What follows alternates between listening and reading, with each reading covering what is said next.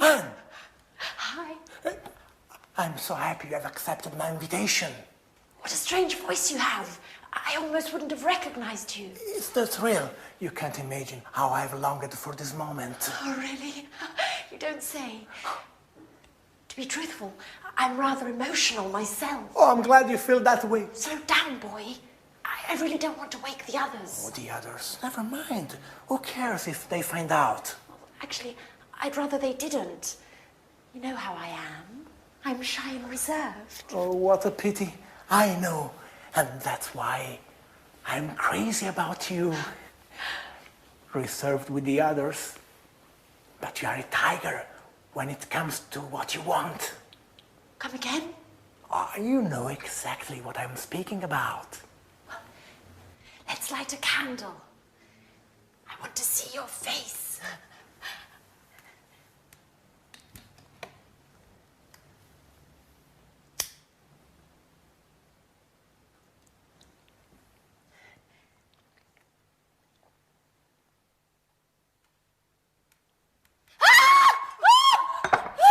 Edward, what are you doing here?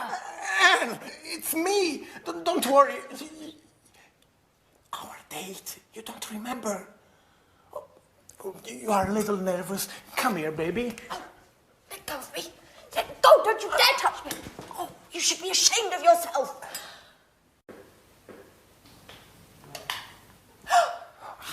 Hey, what's going on in here? Edward? No. Anne?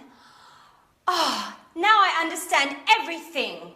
Thanks a lot, Anne. What a great friend you are. No. What an idiot I was to confide in you. No, really, Alice, it's not like you think. Oh, and what am I supposed to think then? It seems pretty clear to me. No, really. Let me explain. I thought it would be Jack. What does Jack have to do with it? Why did you leave me this note in my napkin the other day? Edward, it was me who wrote you that note. I can't believe you don't get it. But the poetry and the roses, that was you. Sorry about that. I thought... I'm so sorry. What an amateur you are, Edward.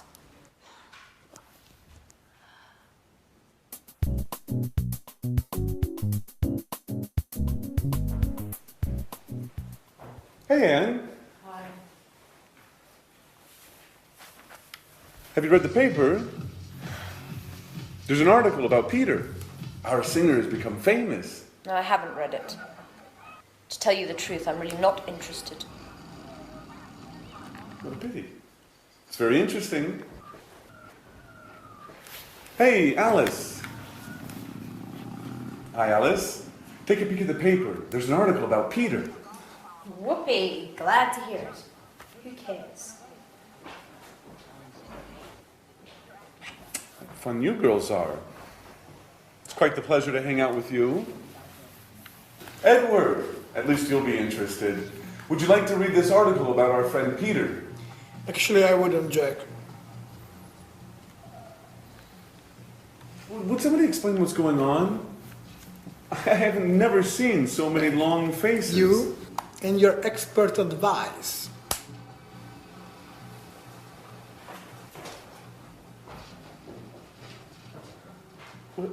What's eating him?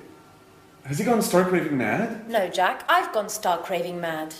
Yet again, I played the fool. What an idiot.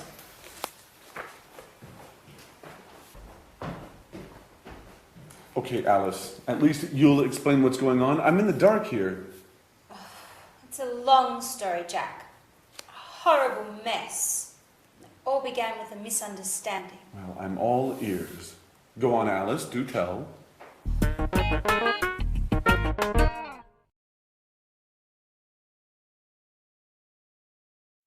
Hello again and welcome back. I want to look at some more socializing language with you because very often you just don't learn that when you study in schools and things like that.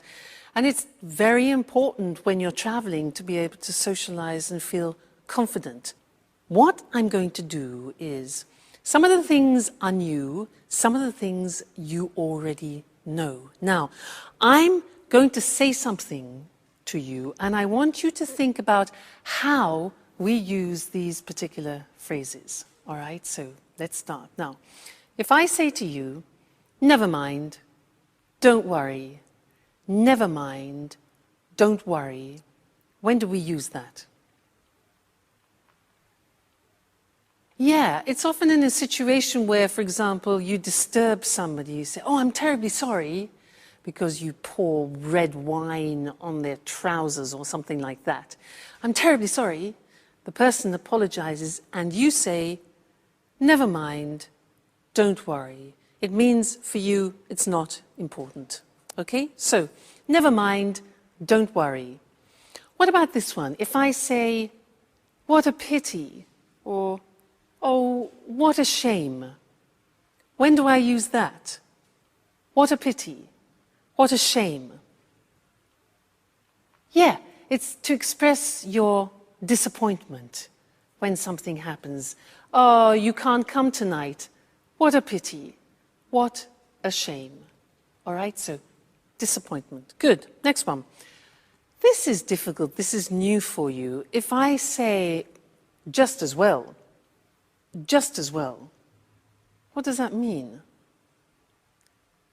You don't know, it's difficult. Just as well has no sense individually.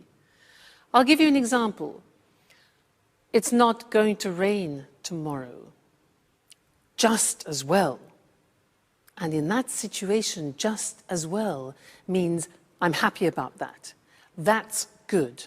All right, so just as well is like saying that's good. All right, just as well. Great. Next one, sorry about that. Notice we say sorry about that. Okay, that's when you want to apologize about something. Sorry about that. Very common, sorry about that. Next one, this one. Well, fancy that. Well, fancy that. Now this we use when we want to express surprise. Fancy that. He won the competition. Really? Fancy that. Okay, good. Next one. You must be joking. You must be joking. Joking, now that is when you don't believe something. You want to express your disbelief. So, for example, England won the World Cup. Oh, come on, you must be joking. Right? Now, this one you do know, so this is revision. When do we say, well, actually, I'd rather you didn't? Well, actually, I'd rather you didn't. You know those golden words, well, actually? Yeah. Somebody asks you something like, do you mind if I smoke? And you want to say no politely, not aggressively. So, well, actually, preparation, psychological preparation for no. Well, actually, I would rather you didn't. Well, actually, I'd rather you didn't. Very important. These are nice. Mind how you go. Take care. Very nice phrases, those. Mind how you go. Take care. We say those mind how you go means be careful when you're traveling. When somebody is leaving you and saying goodbye, we wish them that. Take care, mind how you go. It means look after yourself, all right?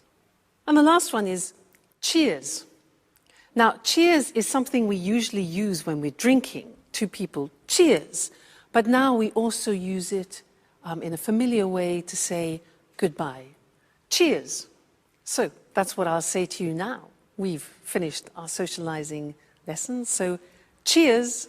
See you in the next lesson.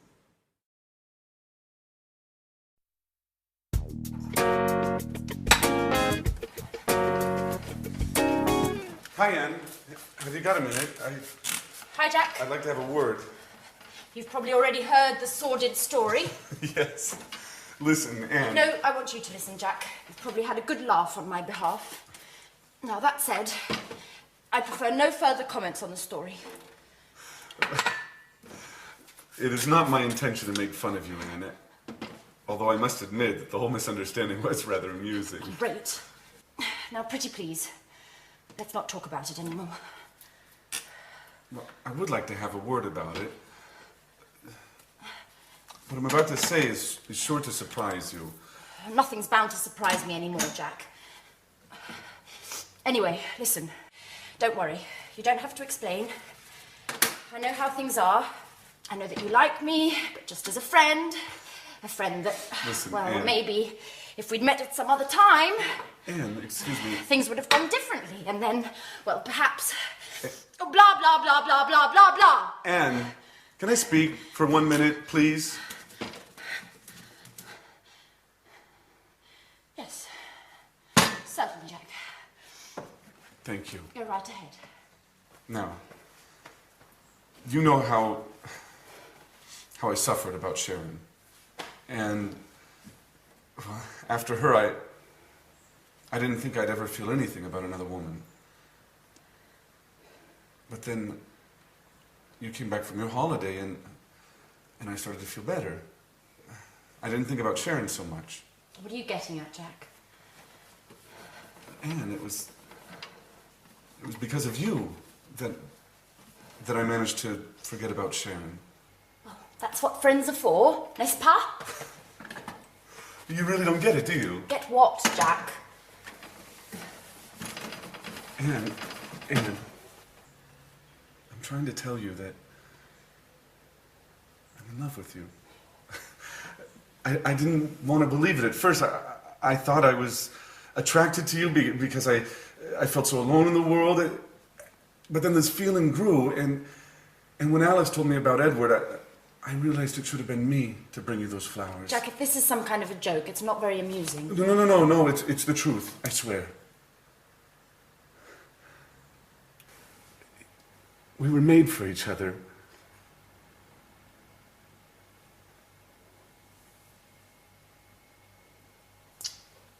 I should have realized it sooner. I'm sorry. Well, Jack!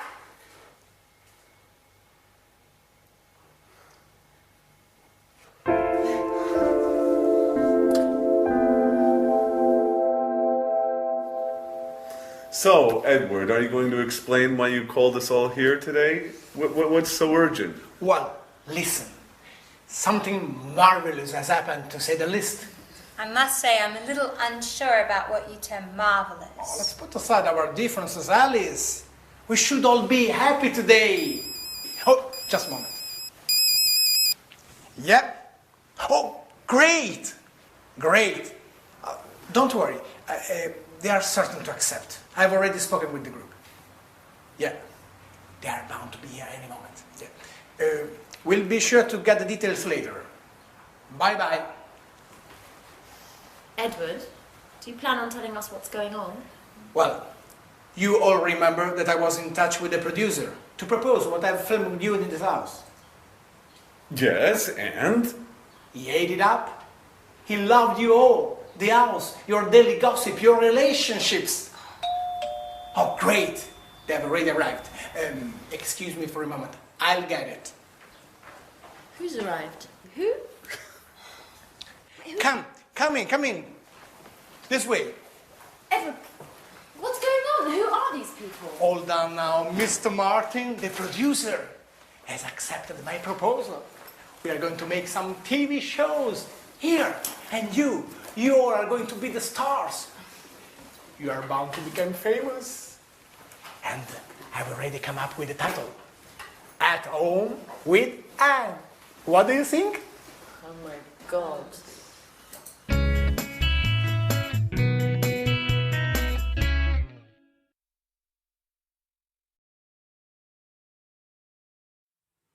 Hello again, and here we are at the last lesson.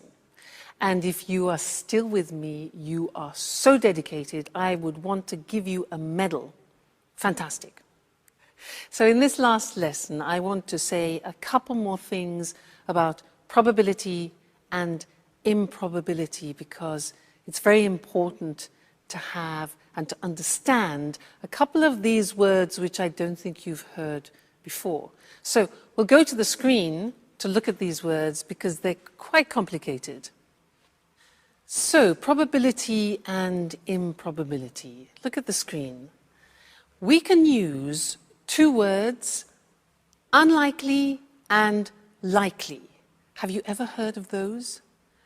Unlikely and likely? No, maybe not. Let me show you how they work.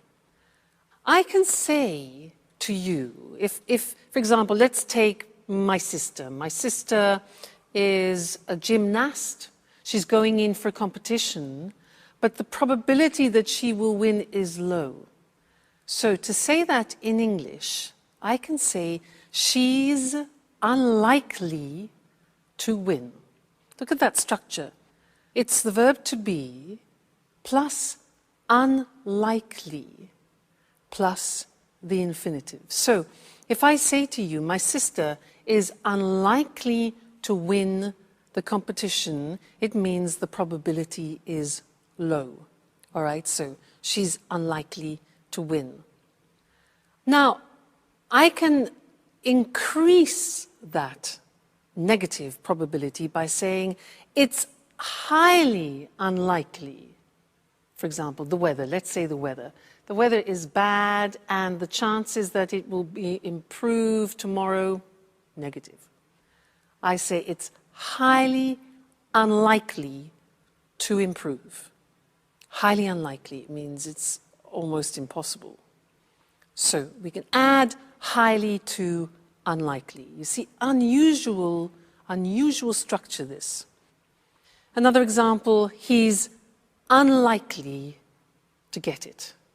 All right, so I want you to think about that. Unlikely is something we use a lot in the English language. You need to recognize it and to use it yourselves. Now let's move on to real probability, expressing real probability. In English, we can use the word certain, sure. These are words that you already know. But there's another word which I don't think you know, and it's bound, from the verb bind, bound, bound. Now, if I say to you, they're bound to accept, you'll probably think, what?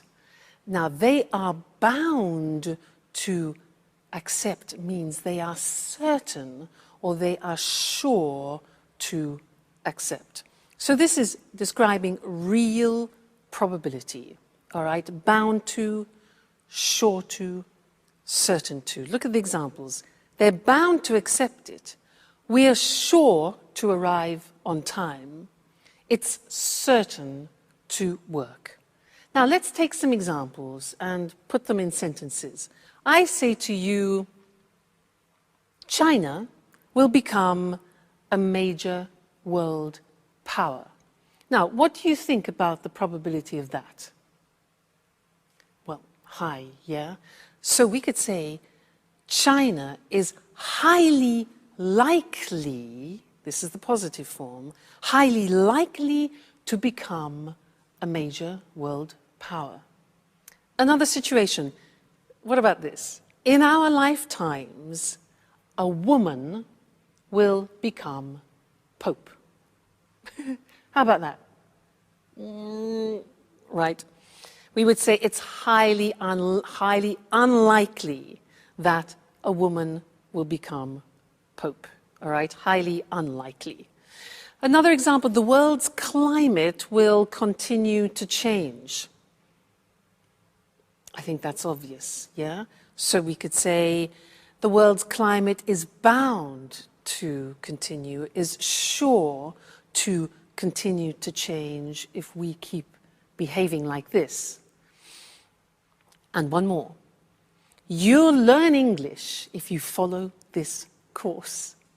That's for sure. So we would say, you're sure, you're bound to learn English if you follow this course. All right, so different ways for you to express probability, strong probability, less strong probability. Fantastic. Well, what can I say to you? You have been wonderful. You've studied hard, followed all the lessons. All I can say is keep practicing. Go to England, go to America, go to Canada, go on holiday, speak to tourists, speak to friends, do courses, keep reading. It's important. You know, English is an important language. Today, it's not possible to work or live without it. So thank you for being such great students. And who knows, maybe you and I will bump into each other in a street in London.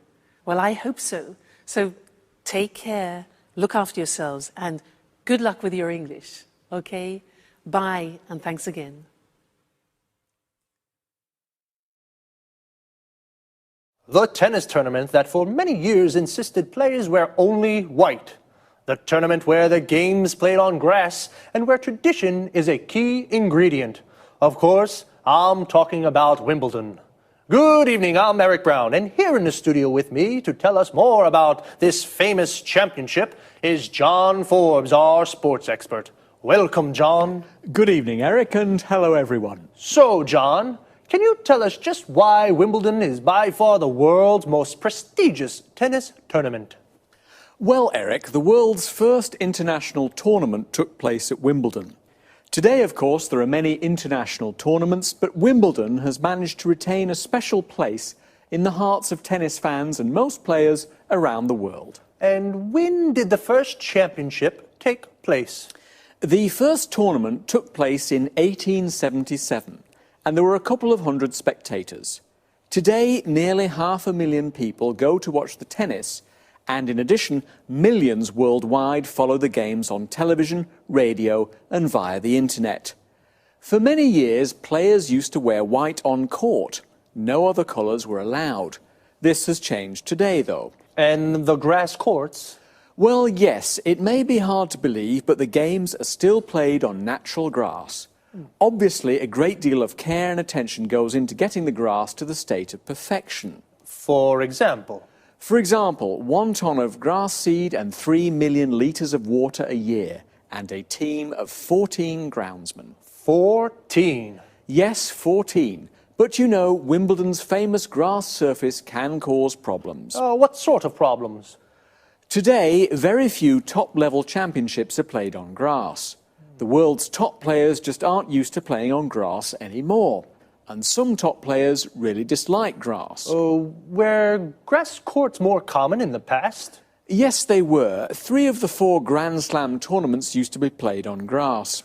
I guess the one exception was the Roland Garros tournament in Paris. That's always been played on clay, right?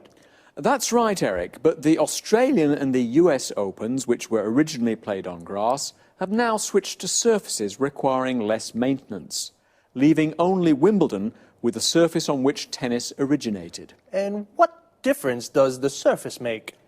Actually, it makes a big difference, Eric. On grass courts, for example, serves can be very, very fast, over 210 kilometres per hour, and the ball tends to bounce lower than on other surfaces, giving attacking players an advantage.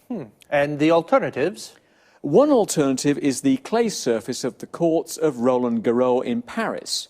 Here, compared with Wimbledon, the game tends to be slower and the ball bounces higher, giving the defensive players the advantage. Fascinating. Okay, thank you, John. One last question.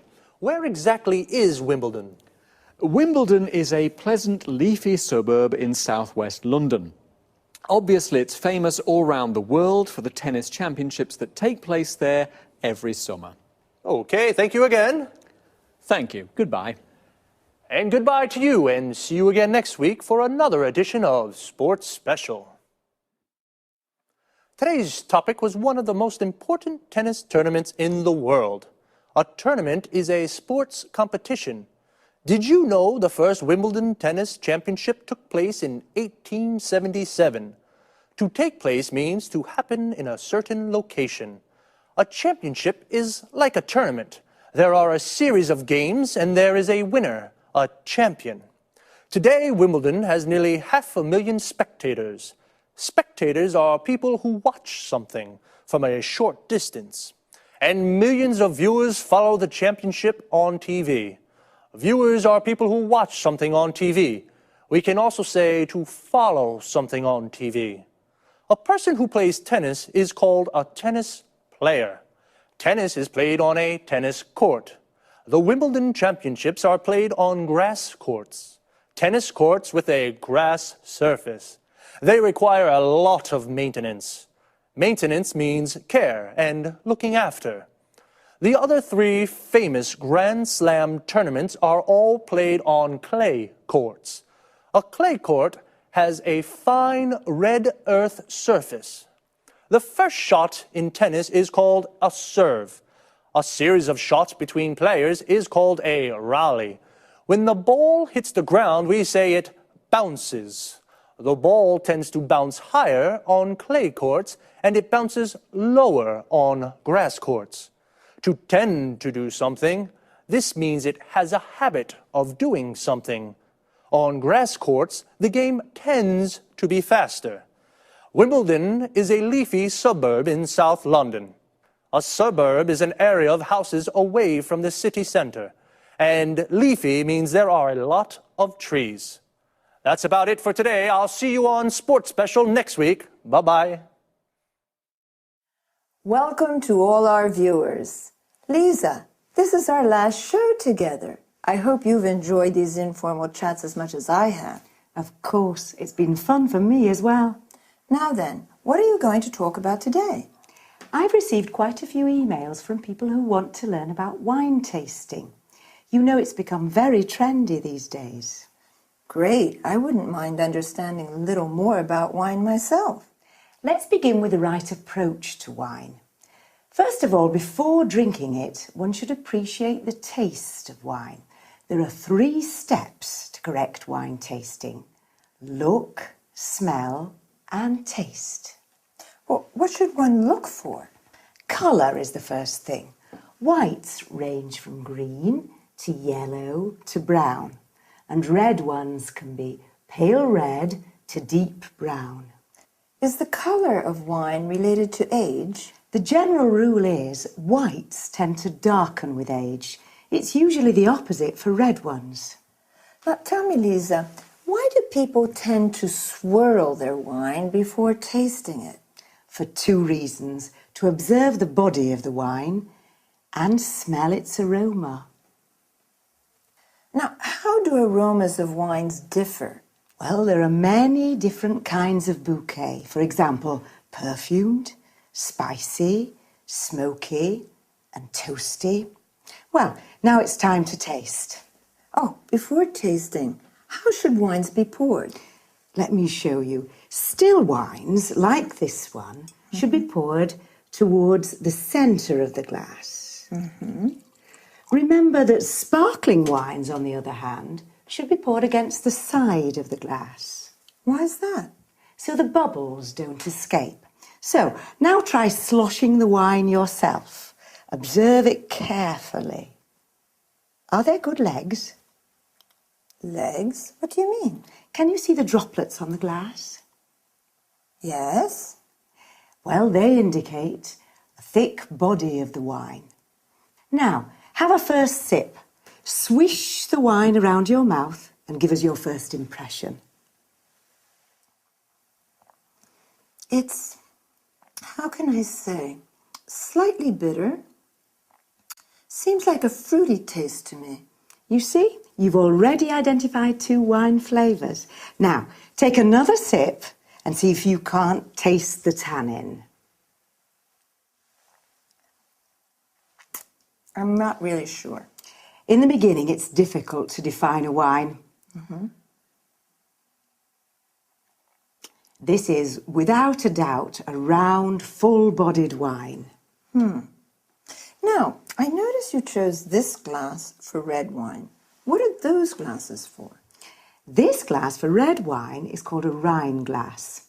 This tulip-shaped glass is for white wines, and that flute is for sparkling wines. And those items over there are the basic wine utensils, aren't they? Yes, this is a corkscrew, and this is a foil cutter. Other useful objects are a drip catcher and a decanter. Well, I'm sure there's a myriad of things that we could say about wine, but unfortunately our time is up. Lisa, thank you for being such a great hostess. My pleasure. Now, let's have a look at the language we used. Lisa said that wine tasting has 3 steps. When we look at wine, we study its appearance. When we take a whiff of wine, we smell it so as to appreciate the bouquet. This is also called aroma or nose. It can be perfumed, fruity, appley, berry-like for example, bitter, toasty, smoky, spicy, and so on. I asked about swirling. This is moving the glass around quickly to draw in some air. When you slosh wine, the movement is more agitated. Legs are the viscous drops that form and run down the sides of the glass after swirling wine. A body refers to the weight of wine in one's mouth.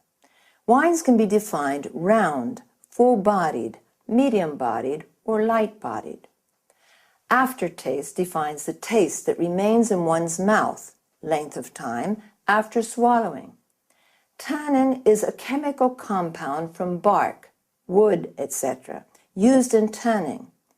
It mostly refers to red wines.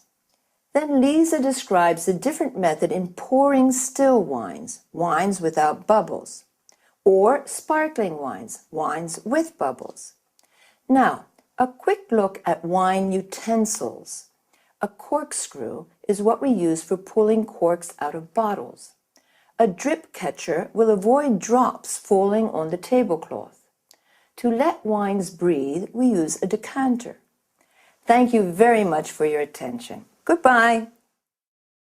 Hello again and welcome back to English Today. And this is DVD 22 and the 5th and last DVD of your advanced level and the series. And in this DVD, you will see another 2 episodes of our story, That's Life, followed by some more special TV programs. This time, our sports expert will be talking about Wimbledon. And then our culinary experts will be talking about wine tasting. Then, in the grammar section, we'll study some more useful phrases for when you're socializing and other ways of expressing probability using likely and unlikely. All right? So enjoy your viewing. Hello and welcome back for another lesson. And in this lesson, we're going to look at some more socializing language. You know, those set expressions that we use when we socialize with people. But first, let's join Anne and Edward. Now it's night time and they're tiptoeing around the flat. Tiptoeing means walking around on their toes without making a noise. Let's go and hear what's happening.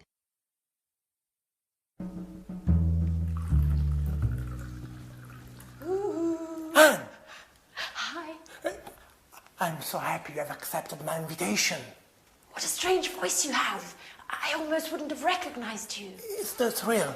You can't imagine how I've longed for this moment. Oh, really? You don't say.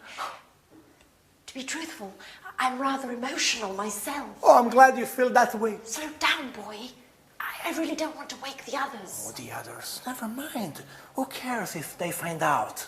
Actually, I'd rather they didn't. You know how I am. I'm shy and reserved. Oh, what a pity. I know. And that's why I'm crazy about you. Reserved with the others. But you are a tiger when it comes to what you want. Come again?